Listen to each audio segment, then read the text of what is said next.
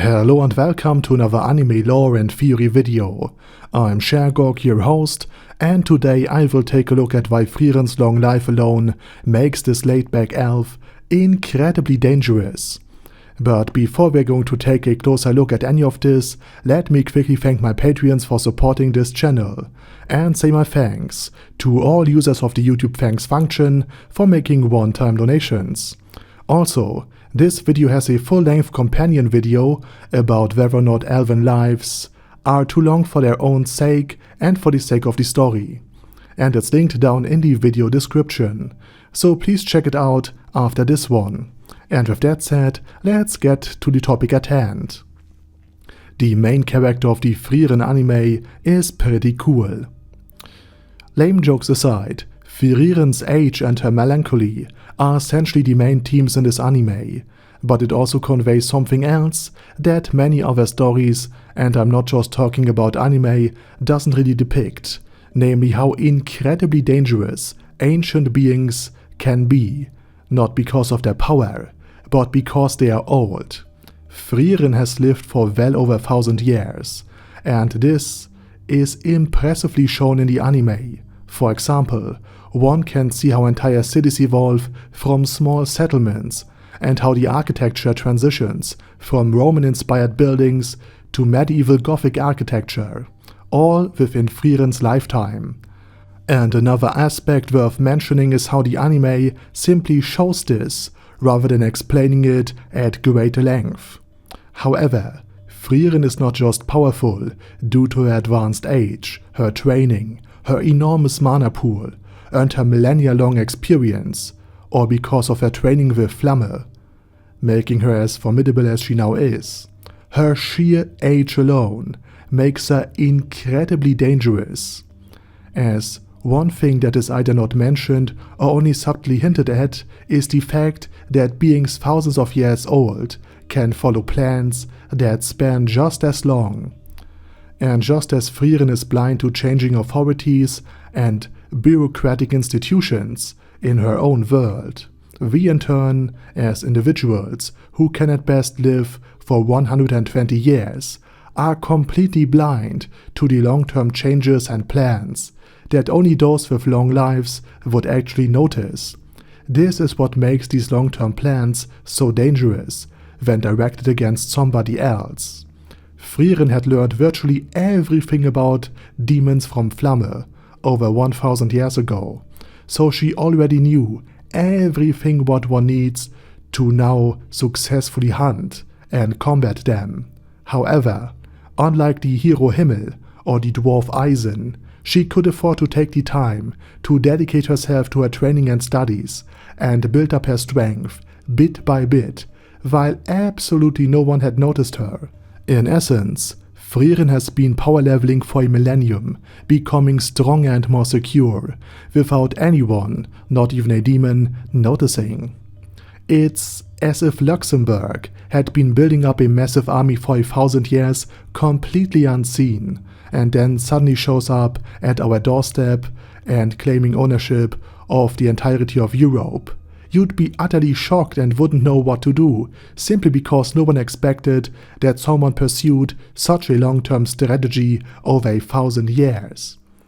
The ability to steer social trends and societal changes for centuries from the shadows with one's actions that would not even have negative consequences or any consequences at all within just one single human lifespan would likely be the greatest danger that any human civilization in any fantasy universe could actually face, because humankind would not know that it is even there. Or, like Frieren did, people and beings with a long lifespan could train more than a millennium, quietly preparing to become the doomslayer of their worlds, making all beings with long lifespan extremely dangerous, simply because they can plan for the long term. And again, this would be something that we humans would not easily pick up upon. So just as beings with long lives can bring enormous stability to any society, simply because they think much further ahead than perhaps a few decades, or even just until the next election, or until the next heir to the throne comes of age. Frieren on the other hand could train for a millennium and engage in a bit of solo leveling to become stronger, until she was finally strong enough to defeat the Demon King with a small elite troop. She was essentially the trump card simply because no one could see her being pulled from under the table. Even now, 80 years after the defeat of the Demon King, Frieren is still underestimated by demonkind because she has kept her plans and strength hidden for so long. And instead of flaunting her abilities far and wide and rubbing her defeated enemies' noses in it, like Kazuma, Megumin and Aqua from Konosuba would have certainly done. By the way, check out my new Konosuba video, it's also linked down in the video description. Frieren is so composed and experienced that she knew she shouldn't broadcast her victories. After her entire village was slaughtered by demons, she now aims solely for revenge, and it is ice cold and brutally efficient when engaging with her arch enemy. Her anger, her wrath, all of her contempt for her enemies are wielded like an icy blade, aiming straight for the heart of her foes. And for the demons, Frieren's appearance is like the awakening of a century-long sleeping Tarrasque or a dragon that just has woken up. One didn't know it was there, and one does know nothing about its strength and weaknesses, and is completely unprepared for a conflict with it. But unlike some dragons, or the universally beloved Tarrasque from Dungeons & Dragons, there are no historical records and references about Frieren, because she promised Flamme to keep her name out of history. That is, her own name, not that of Flamme. On the contrary, Flamme being dead is very useful for Frieren, because one of the greatest foes of demonkind has turned into a mere legend, which makes them quite uncareful when confronting her surviving apprentice. And I find it brilliantly that the Frieren anime can accurately depict this potential.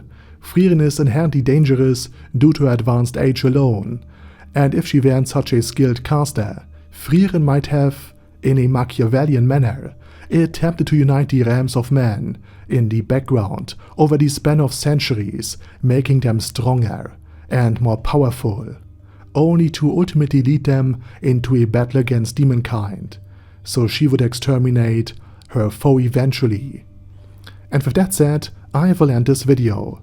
Please let me know your thoughts and opinions about Frieren's long life and how dangerous beings with long lives can actually be. Also, please check out my full-length companion video on my fantasy channel and my other companion video about Konosuba. And with that said, I say thank you very much for watching, and special thanks to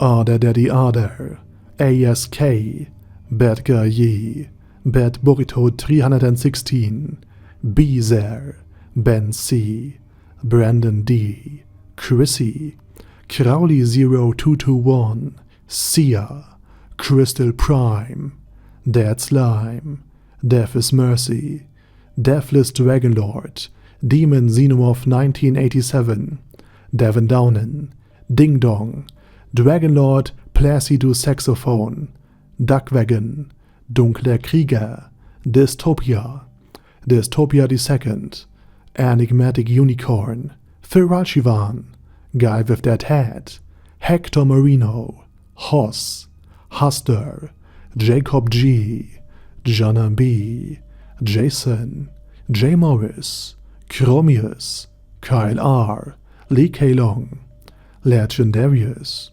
Lelouch Britannia with a Mustache, Lexus Fox, Lord Nishikian Rai, Lord Touch Me, Love Razor, Merovec, Mr. Shoes, Mr. Tweaker, Michael R, Michael Y, Nope, oh hell no, Normal Toad, Okill, Overlord General Gasper, Paddy Pantom, Personage, Primus 11, Rhinomere, Cune Caracos P, Shergox's Daddy, Shadow Lightning Wolf, Shrine Keeper, Super Tier Magic Batista Bomb, Supreme Cheese, Staris, Ted, Texas Deer, The Orc Warboss, Rock Ed Smasher, T.E. Wang, Vash Hawkeye, Vegito27, Venture Fanatic, Wilhelm, Zinukai, and Zonagon. Thanks guys. Anyway, have a nice day, and I hope to see you all again soon on my next video.